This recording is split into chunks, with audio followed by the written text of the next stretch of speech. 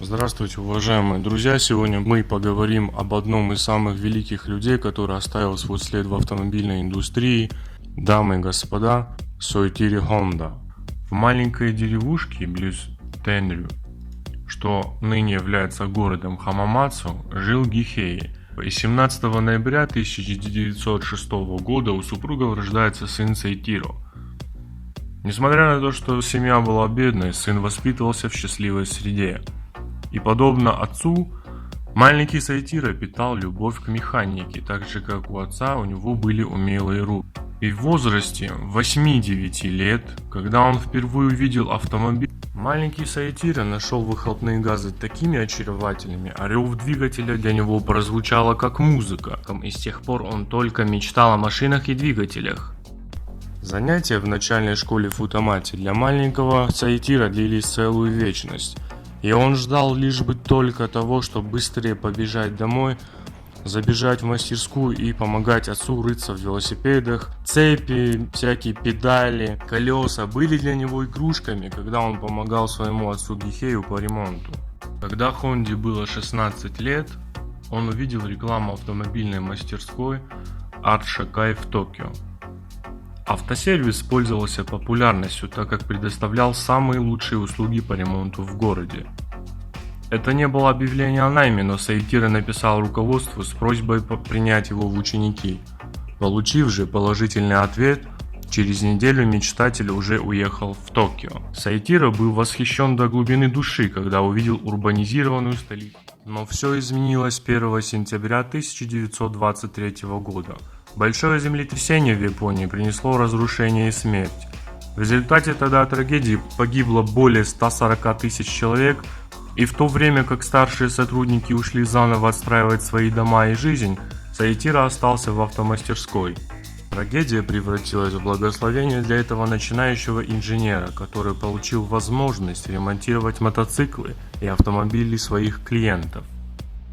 Honda стал незаменимым активом мастерской Art Shakai. В 28 году 20 века компания быстро расширялась, и владельцы решили открыть филиалы в других городах. 22-летний Соэтиро был поставлен во главе филиала в Хамамацу.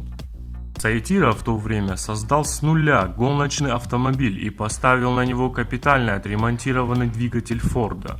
Показав скорость более 160 км в час, машина побила рекорд японской гоночной трассы. Соэтиро, вдохновленный, денно и ночно работал над своими творениями. В октябре того же года Honda женился на Сати. Она начала помогать мужу руководить компанией. Любитель гонок лично управлял своими автомобилями, но в 1936 году с ним произошел несчастный случай, который чуть было не завершился смертельным исходом. Ему пришлось отказаться от участия в гонках по настоятельной просьбе своей жены и отца. В 1937 году Соэтиро вложил все свои сбережения в размере $3200 в компанию по производству поршневых колец Tokai Seiki Heavy Industry. Его недолгое пребывание на предыдущей работе пригодилось. В 1946 году Соэтиро создал научно-исследовательский институт Honda. Он приобрел у армии крошечные двухтактные радиальные двигатели и приспособил их к велосипедам. Дешевый велосипед с бензиновым мотором мгновенно приобрел популярность у народа, который не мог себе позволить дорогостоящие автомобили. В 1948 году Honda основал свой завод по производству мотоциклов. Дальнейшие исследования и разработки привели к появлению моделей Type A.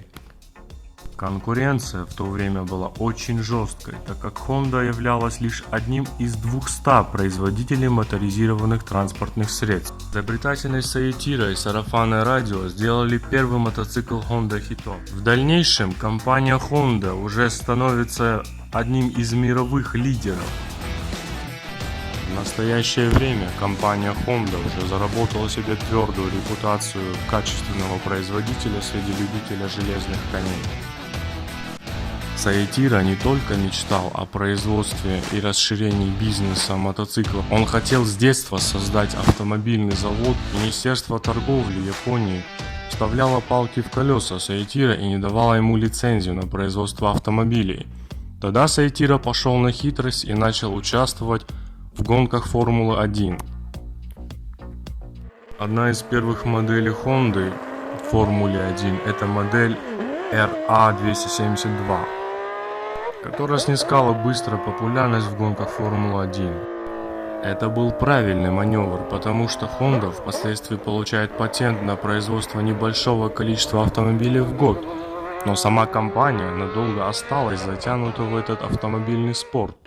Окончательно команда Honda ушла с Формулы-1 в 2009 году, когда она была продана команде Росса Брауна.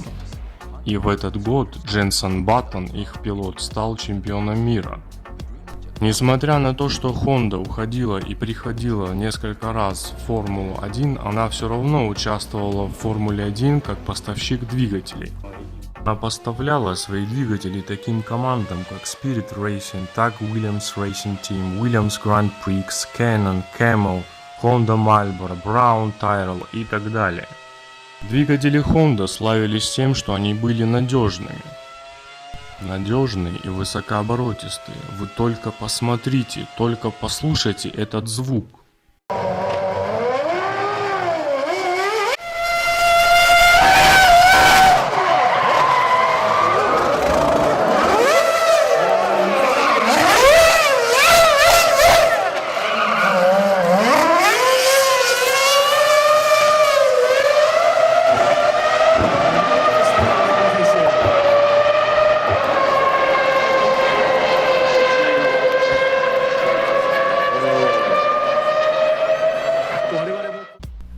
Я не знаю, как у вас, но у меня мурашки устали бегать по всему телу от этих звуков.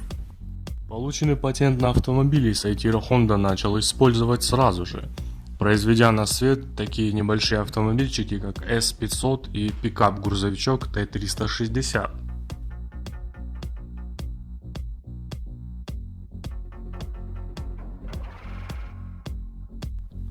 Уже тогда мировому автомобильному сообществу стало понятно, что компания Honda не приходящая уходящая компания, как в Формуле 1, а является собой компанией, которая хочет остаться и закрепиться на этом рынке навсегда. Уже в то время компания Honda пыталась занять умы людей тем, что она производит надежные атмосферные двигатели и пытается выжать из них максимум.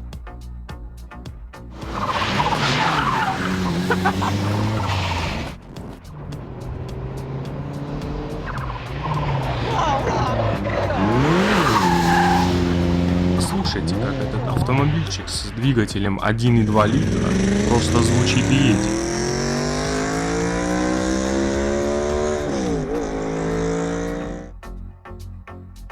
Истинные эмоции, вы только посмотрите, как этот взрослый мужик, автожурналист, сидит и радуется машине, как ребенок. И вы знаете, я его прекрасно понимаю. Когда едешь в такой маленькой бешеной табуретке и сзади звучит такой рев двигателя и выхлопа, это ни с чем не сравнимая музыка для ушей. Но по-настоящему успешная модель получилась у компании в 1972 году, когда она выпустила Civic. Давайте же рассмотрим Civic на примере их заряженных версий под названием Type R. Двигатель К20А1, в последующем К20А2, 2-литровый, 200 лошадиных сил. Уже тогда стало понятно, что компания Honda может выпускать горячие хэтчбеки, которые заставят потеть другие автомобильные компании. Следующая регенерация Type R уже вышла в 2007 году на базе 8-го поколения Civic. Получила очень футуристичный дизайн, который опередил свое время на несколько лет. И когда из-за угла появлялся Type R, было похоже, как будто летающая тарелка летит с ревом от двигателя Honda. Подвеска полностью независимая и предусматривает наличие стоек Макферсона спереди и двухрычажка сзади и не дает этой летающей тарелке раскачиваться на крутых поворотах.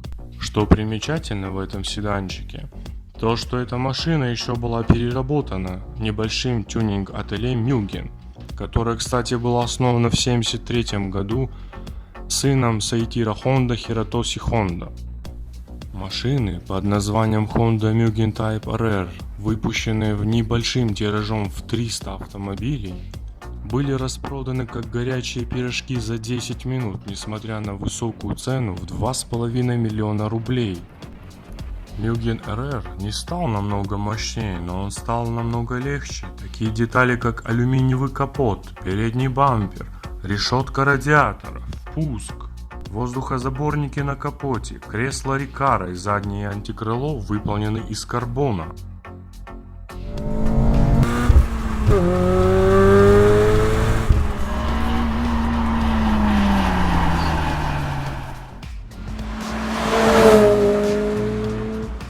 Двинемся дальше. Honda Civic Type R на основе 9-го поколения получила в дальнейшем тот же, но модернизированный мотор уже с турбонаддувом. Автомобильная компания, которая все время до этого выпускала только атмосферные движки, решила попробовать, что такое турбонаддув.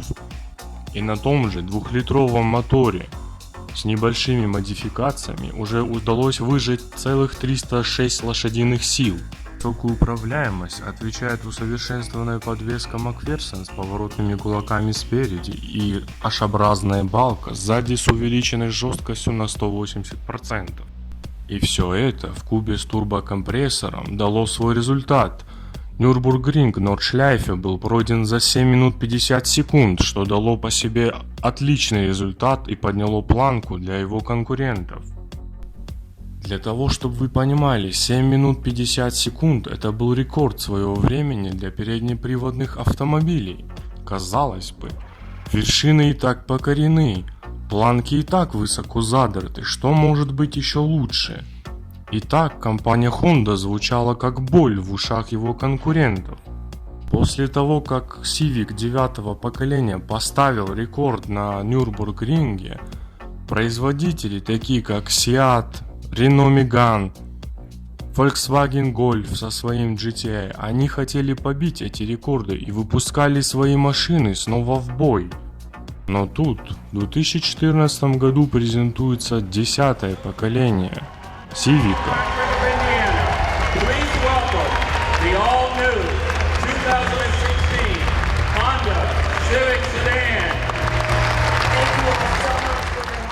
И на его основе 5-е поколение Type R, которое опять-таки ставит рекорд на Нюрбургринге. Что же представляет собой Type R 5-го поколения на основе 10-го Civic? Мотор все тот же, известный нам с предыдущего поколения K20C с системой фаз газораспределения VTEC. Одной из отличительных черт этого автомобиля является 3 патрубка выхлопной трубы. Двигателем работает 6-ступенчатой механика. Машина сама по себе стала еще более агрессивнее, еще более красивее по дизайну. Мощность была поднята до 320 лошадиных сил. Крутящий момент остался таким же, 400 Нм, однако более значительные изменения затронули шасси автомобиля. Смена платформы позволила повысить жесткость кузова на кручение на 38%. Кроме того, у нового Type R сзади уже многорычажка. Смотришь на него, и душа завораживается, и думаешь, что может быть еще лучше. Но нет. Просто посмотрите на это произведение искусства. Карбоновая решетка радиатора, увеличенный свес переднего бампера, задний диффузор и карбоновые элементы по всему кузову с увеличенными колесными дисками делают эту машину еще более прекрасной. Стоит ли сомневаться в том, что этот автомобиль едет уже не 7:50, а 7:43 секунды? Да-да, Civic же побил предыдущий рекорд для переднеприводных автомобилей и еще более высоко задрал планку для своих конкурентов, которые уже при звуке Honda содрогаются и начинают биться в истерике. Но давайте вернемся на пару десятилетий назад, когда не было автоматизированных роботов, потому что компания Honda это не только успешный седан Civic, а есть куда более интересная машина, и при слове Honda, их суперкар, возникает в голове именно этот образ. Машина, которая представляла собой короля 90-х годов, дамы и господа, Honda NSX.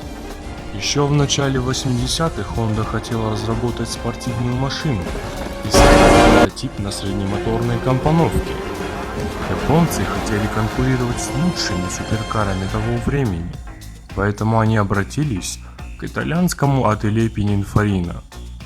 Итальянцы же предлагали оснастить двухлитровым двигателем от болидов национальной Формулы-1. Хотя разработчики хотели приблизить, денег у компании было в то время море. В 80-х в Японии был экономический бум. Это позволило применять лучшие материалы и передовые технологии в производстве Honda NSX. Говоря о цифрах, на проект выделили $140 миллионов. Это в сегодняшнем эквиваленте 250 миллионов. Половина этих денег пошла на разработку автомобиля, а вторая на строительство завода для NSX. Что же касается передовых технологий, вспомним, что Honda NSX красился по технологии военных истребителей, на алюминиевый кузов которого наносили 23 слоя краски. 23, Карл!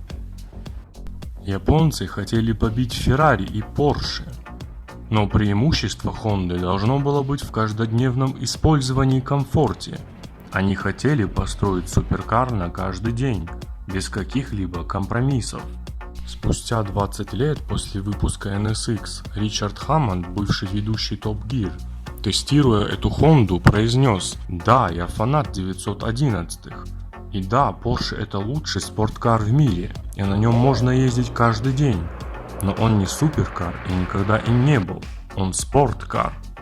А этот среднемоторный, алюминиевый, с клиновидным кузовом. Вот это суперкар». Впоследствии Эртону Сенне было подарено 2 автомобиля Honda NSX. Кроме него, один из лучших автомобильных инженеров мира, Гордон Мюррей, тот, что являлся создателем суперкара McLaren F1, был восхищен Honda NSX. Он говорил, что да, McLaren был самым быстрым автомобилем с 1993 по 2005 год, но Гордон был огромным поклонником моторов Honda. Он даже просил, чтобы разработали двигатель для этого монстра. И вот что он говорил: «Будучи поклонником двигателей Honda, я дважды ездил в исследовательский центр Точиги Honda и просил, чтобы они построили для McLaren F1 4,5-литровый V10 или V12. Я просил, я пытался их убедить, но в конце концов я не смог этого сделать». И поэтому McLaren F1 оказался оснащен двигателем BMW. Также примечательным является тот факт, что японцы взяли Ferrari Testarossa, которая представляла собой тогда вершину автомобилестроения компании Ferrari, для сравнения с Honda NSX.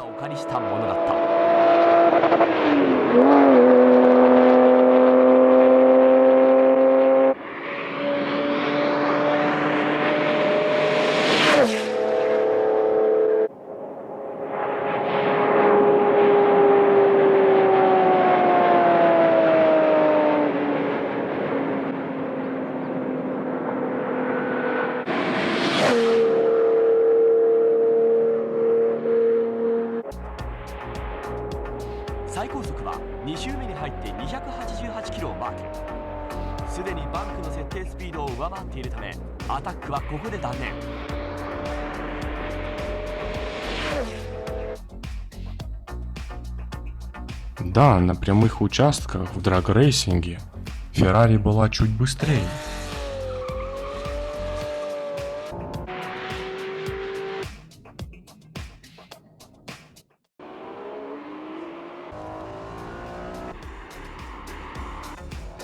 Вот японец едет и говорит, что он бы даже на своей девяточке обогнал бы эту Тестороссу. Но на испытаниях на кольце NSX проходил эти повороты столь быстро, и притом не самым быстрым образом, дрифтом, что возникало ощущение, что это было просто избиение младенца. И Ferrari приводила просто это в бешенство. Впоследствии Testarossa была выпущена более мощными версиями. Кстати, есть легенда, что Сенна после тест-драйва сказал, что не уверен, что может дать соответствующие рекомендации для машины массового производства, но было бы неплохо просто сделать его более жестким. И хотя он считался равным по уровню жесткости с Ferrari и Porsche, Сенна был в состоянии оценить незначительные различия Из-за только этой фразы инженеры увеличили жесткость машины более чем на 50%, а Айртону, в свою очередь, доверили образец, чтобы помогал пилотам и инженерам в настройке шасси. Впоследствии волшебник эффективно помогал как в рекламе Honda NSX, так и в его постройке. Господин Кавамото, президент компании в то время, говорил, что без Сенны такого суперкара не получилось бы. В 1997 году купе Honda NSX подверглось значительным доработкам. Первое и, пожалуй, самое важное – японцы модифицировали мотор. Увеличив объем до 3,2 литров, они добились повышения отдачи до 294 лошадиных сил. Кроме того, на автомобиле появилась новая шестиступенчатая коробка передач и кузовные панели, произведенные по новой технологии, которая позволила делать их тоньше без вреда для жесткости кузова. В 2002 году происходит рестайлинг Honda NSX, она получила более красивые обвесы, и в таком виде она выпускалась до 2005 года. В то время разгона до 100 сократилось до 4,8 секунд. Предыдущие модели разгонялись до 5,2. Самое вообще заметное изменение – это выдвигающиеся фары уступили место традиционным.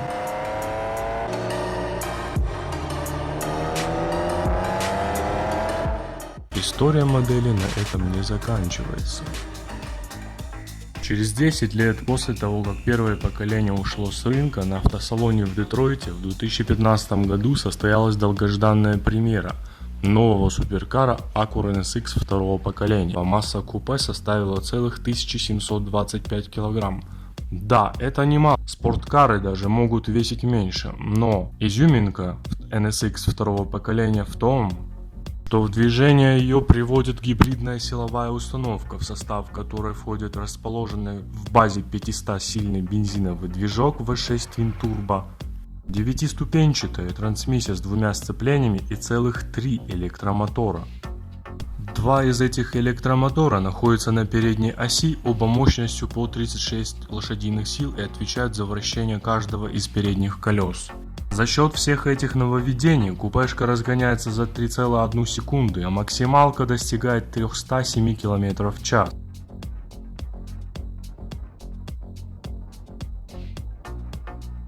При драг-рейсинге ускорение по прямой у этого автомобиля замечательное. Примером могут послужить гонка с Nissan GT-R, которую можем сейчас наблюдать на экране. Примечательно то, что эти автомобили примерно по весу равны и по мощности, по лошадиным силам, соответственно, за счет более высоких технологий Acura она вырывается вперед. И второй заезд — это с Lamborghini, 700-сильной машиной на полном приводе. Казалось бы, все предрешено, потому что еще у Lamborghini, кроме полного привода, на старте плюс в том, что у нее 700 лошадиных сил против 580 лошадиных сил у Acura. Но на этом видео мы можем наблюдать, как эта маленькая машинка выстреливает вперед и не дает шансов до самого финиша Lamborghini. Этот автомобиль впервые сошел с конвейера в 1999 году, был приурочен к 50-летию компании Honda и своим появлением продолжил серии родстеров S500, S600 и S800. Впервые двигатель тут — это вся изюминка автомобиля, его показатели можно смело называть рекордными. Еще бы, ведь на 1 литр его рабочего объема приходится ни много ни мало 125 лошадиных сил развиваемой мощности. Работа системы FTEC ощущается не сразу. Новая фаза наступает только после достижения 6000 оборотов в минуту. Двигатель с легкостью крутится до 9000 оборотов, а пик мощностных показателей на отметке 8300. Уверенная тяга двигателя растет пропорционально положению газа, и звуки, которые издает автомобиль, просто захватывают дух. В далеком 1982 году Honda запускает премиальный бренд под названием Acura, который был в основном предназначен для рынка США. На данном этапе вы можете видеть автомобиль, который поставлялся в США под названием Acura RSX, японский аналог которой назывался Honda Integra. Но Acura, она должна была быть роскошнее, повзрослевшей, и компания Honda должна была очевидно утратить былой горячий нрав Но это же компания Honda, которая снимает с атмосферных моторов по 120 лошадиных сил с 1 литра рабочего объема, а двигатели при этом крутятся до 9000 оборотов. Естественно, такая компания не могла просто выпустить какой-нибудь овощной автомобильчик, который с виду напоминает гоночный автомобиль.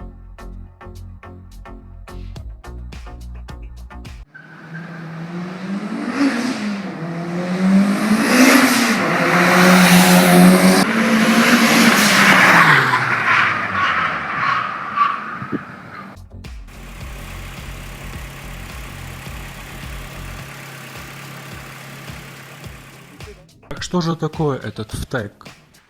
VTEC расшифровывается как Variable Valve Timing and Lift Electronic Control. В переводе на русский это означает электронная система управления временем открытия и высотой подъема клапанов. А на десерт я оставил автомобиль, который известен лишь в гоночных кругах, и для простого обывателя его даже не было слышно. Honda HSV 010 GT. Просто послушайте этот звук.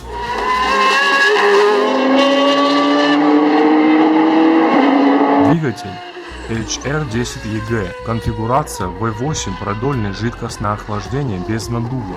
Без наддува, ребята. Моторчик V8 с объемом 3-4 литра способен производить 496 лошадиных сил при 392 Нм крутящего момента.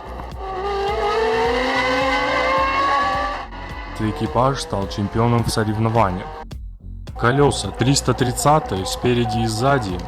Сзади R17, спереди R18. Honda Motor Company сегодня... Нет, хотя подождите, я должен сказать, как эта компания звучит по-японски. Honda Gikyonkyo Gyo Kabusiki Gaisha. Так вот, международная промышленная компания Honda – ведущий японский производитель мотоциклов. Также он входит в первую десятку в мире среди производителей авто. Основные производственные мощности расположены в Японии, США, Индии, Бразилии.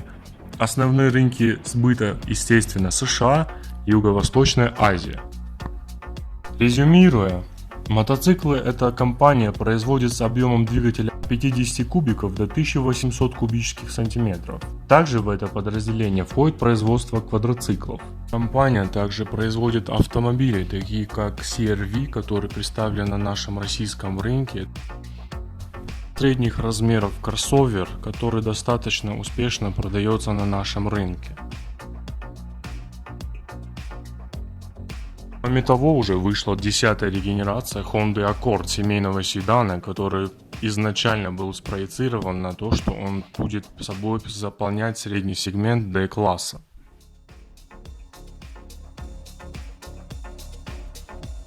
Компания это производит еще Honda Pilot. Самый большой внедорожник вообще этой компании. Примерно габаритами эта машина схожа с Nissan Patrol. Кроме него, компания Honda еще в 2006 году запустила свою дочернюю компанию Honda Aircraft Company. Да-да, компания Honda производит бизнес-джеты. Единственный самолет компании это Honda Jet, реактивный двухмоторный самолет с двигателем собственной разработки. Вы можете видеть, это двухмоторный небольшой бизнес-джет. Выглядит достаточно презентабельно. Двигатели на Honda Jet смонтированы на пилонах над крылом. Такая компоновка дает возможность уменьшить уровень шума, который направлен вниз. Кроме того, становится значительно лучше обтекание верхней части крыла, уменьшается вероятность засосать посторонний предмет в воздухозаборник. Крейсерская скорость 780 км в час, наивысшая высота полета 13 км. Данный бизнес-джет может вместить в себя 6 пассажиров. Стоимость Honda Jet примерно $4,5 миллиона.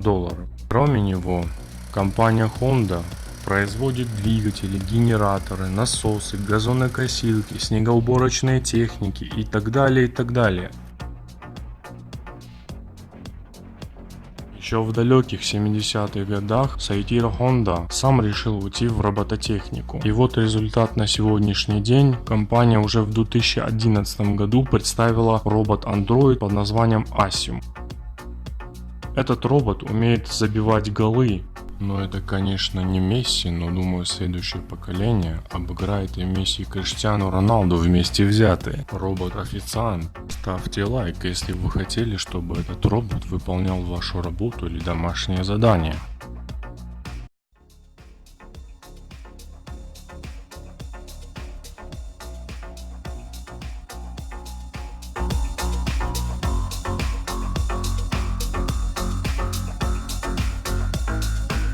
Подводя итоги, хочется закончить это видео именно вот этим отрезком, когда один из величайших инженеров радуется и стоит рядом с одним из величайших гонщиков мира. Соитиро Хонда внес достойнейший вклад в развитие автомобилестроения, и сейчас он был бы горд своим детищем.